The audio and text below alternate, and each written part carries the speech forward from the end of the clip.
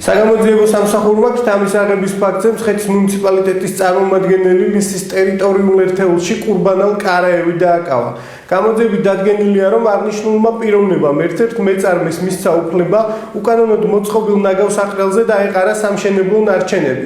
ასევე ის დააპირდა მეწარმეს, რომ აარიდებდა ყოველგვარ ფინანსურ სააქციას. აღნიშნულისათვის კი მან მოითხოვა 4,000 ლარი.